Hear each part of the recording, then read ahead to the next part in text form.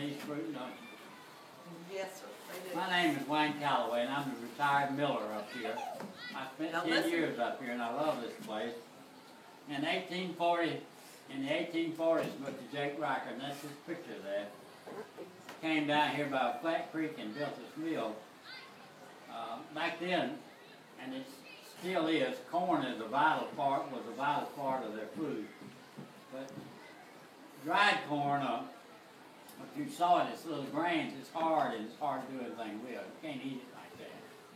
Now cows and horses and things eat it like that, but humans can't. So they grind it into cornmeal and grits, and you need a mill to grind it. So Mr. Jake, well, this is before they had electricity. You couldn't plug things in and turn them on. You didn't have power, so he used the water from the creek to run his mill. He had a tub mill.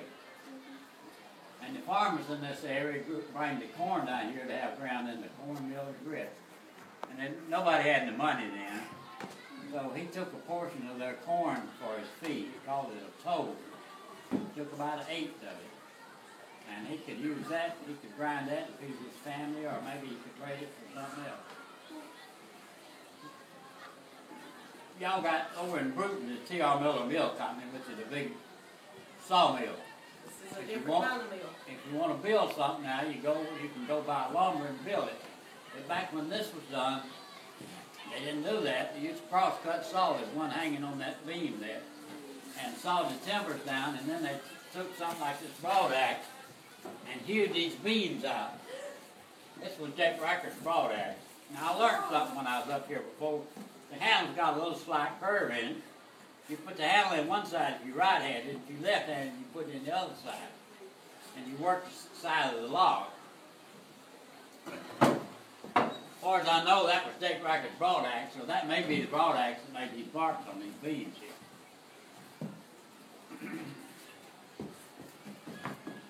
Excuse me, I'm about to freeze to death. I have to go find me a jacket. His grandson, Mr. John Dennis Ford, and that's his picture here. He's a stern-looking man. Look, he was a school teacher. And he was superintendent of education in Monroe County in 1911. So see, he had to put up with kids all day. So he was, but now, He was not friendly. listen, y'all got a nice looking teacher, but look at that old man now. He was teaching. They look nothing. They look in their kids. Y'all ought to be grateful, see. But anyway, his grandfather built a mill and it stayed in the family for 4 generations. But in 1905, and I know that doesn't mean anything to y'all, but that's older than I am, he bought a turbine out of Springfield, Ohio, and put in, and so it's a turbine mill now. Runs off of a turbine in a water box, still water powered. And we hope to get it running again, but our water's a little low down in the mill, water pond, so.